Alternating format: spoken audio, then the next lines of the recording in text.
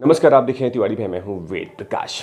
2019 में एक घटना घटी थी हैदराबाद में। एक वेटनरी डॉक्टर के साथ 4 राक्षसों ने उनके साथ दुष्कर्म किया और उनको जला के मार दिया। 2019 में ये घटना घटी थी। ये ताज़ा तरीन घटना थी और ये पूरे देश को हिला कर रख दिया था। मैं निर्भया की बात अभी नहीं करूंगा, निर्भया बहन की बात नहीं करूंगा जो दिल्ली में हुई थी। हैदराबाद में जो घटना घटी थी वो पूरे देश को और इंसानियत को तार तार कर दिया था जब उस बहन की तस्वीर सोशल मीडिया पे आई थी। जो घटना घटी थी, उनका स्कूटी खराब हो गया था, फिर राक्षसों ने आए और उनके साथ दुष्कर्म किया और उनको जला के मार दिया। ये घटना पूरे देश को झकझोर कर रख दिया था और पूरे देश को ये सोचने पे मजबूर कर दिया गया था कि क्या सचमुच हम कानून के साथ मजाक कर रहे हैं, क्या महिलाओं के साथ मजाक हो रहा है। ये तमाम चीज़ें हुई थी।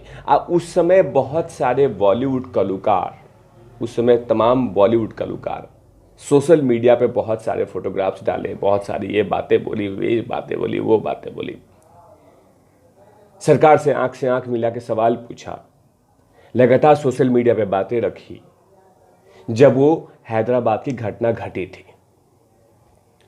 लेकिन मुंबई में साकीनाका में एक महिला के साथ एक ऑटो ड्राइवर दुष्कर्म किया। लेकिन वहां पे विराजमान बहुत सारे बॉलीवुड कलाकार जिनको सवाल पूछने चाहिए था,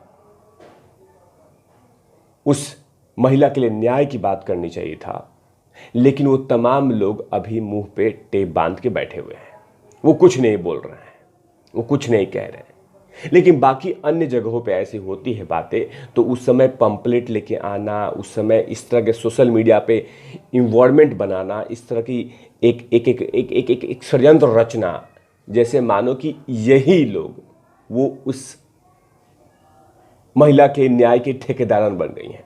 लेकिन फिलहाल मुंबई में जो घटना घटी है उसमें सिर्फ भारतीय जनता पार्टी और विपक्ष के कुछ नेता ही सवाल पूछ रहे हैं और उस महिला के न्याय की बात कर रहे हैं।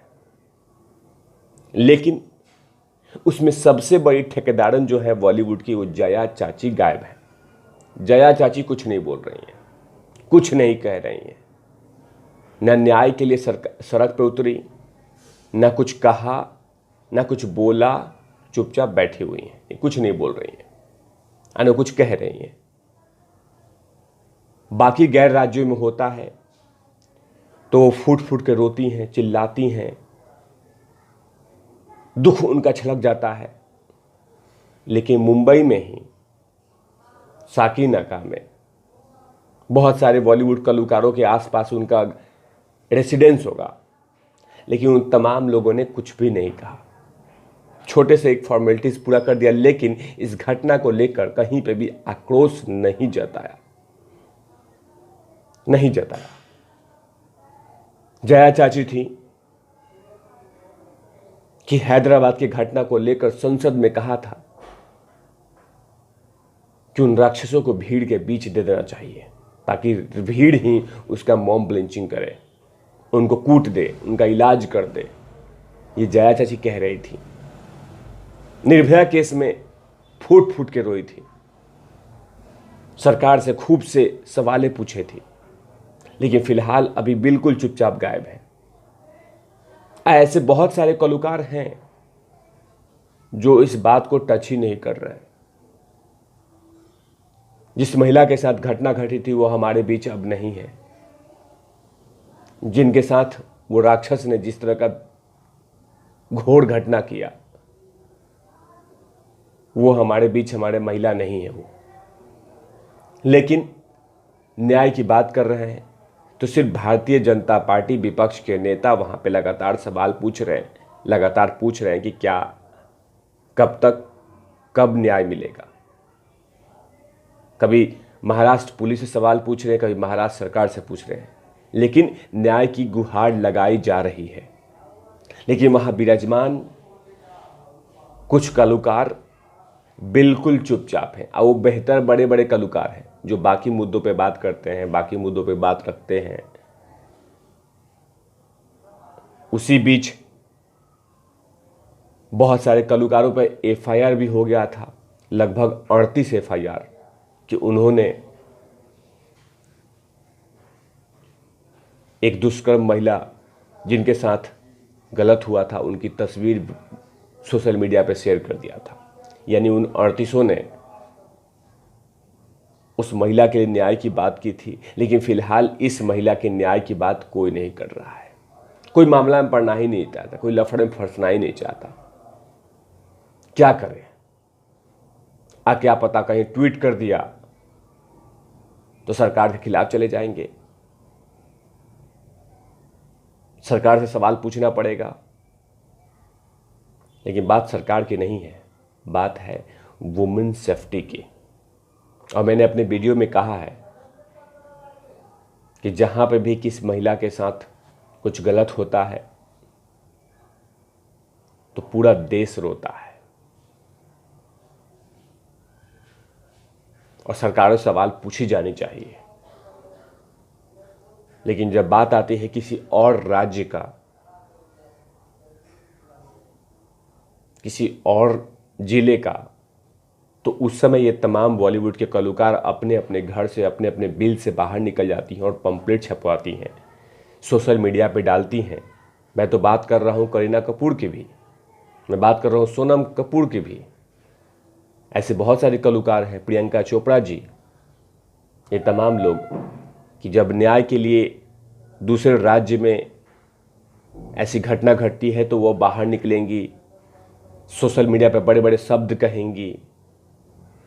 लेकिन फिलहाल अभी इस मामले को लेकर वो बिल्कुल चुप है, कुछ नहीं कह रही हैं।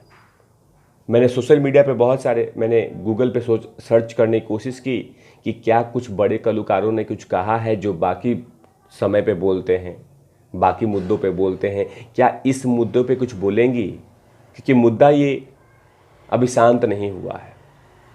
बहुत दिनों के बाद तो शिवसेना के संपादकीय का समाचार में खबर छपी है कि वो जौनपुर मॉडल है। उस घटना को सीधा जौनपुर के जिले से जोड़ दिया है। राज्यसभा के बड़बोले सांसद हैं संजय राउत, वो अलग ही जोड़ दिया है, एकदम कुछ नहीं बोल रहे हैं। वो बात ही बोल दिया, जौनपुर पैटर्न, ये पैटर्न, वो पैटर्न बोलना शुरू कर दिया है। क्योंकि उनको यही लगता है कि विवादित बयान ही देना है, मुझे यही करना है। और हर जगह कहा जाता है कि किसी भी आदमी का, उस राक्षस का, जब इस घटना घटता है तो उसकी कोई जाति, धर्म, प्रांत, शहर नहीं होता।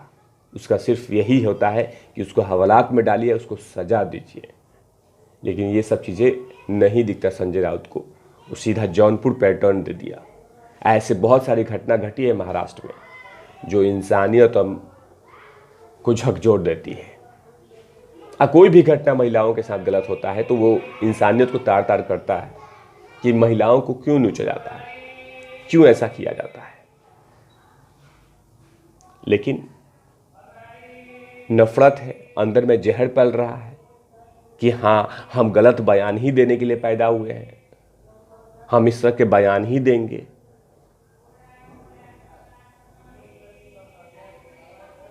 लेकिन मेरा तो ये जो टॉपिक था मुंबई के साकीनाका के जो घटना घटी है उसके मुद्दे पे बिल्कुल वो मुंह में फेविकॉल डाल के बैठे हुए हैं और वो कुछ नहीं कह रहे हैं। देखते हैं, क्या पता कोई सोता हुआ कलाकार जग जाए और न्याय की बात करे। लेकिन फिलहाल वहाँ के विपक्ष के नेता लगातार सवाल पूछ रही है महिलाओं के सेफ्टी के बारे में। ऐसी तमाम खबरों के लिए आप देखते रहिए तिवारी भैया। मैं हूँ वेद प्रकाश, कैमरामैन धूल लाठी के साथ। Over out lovies.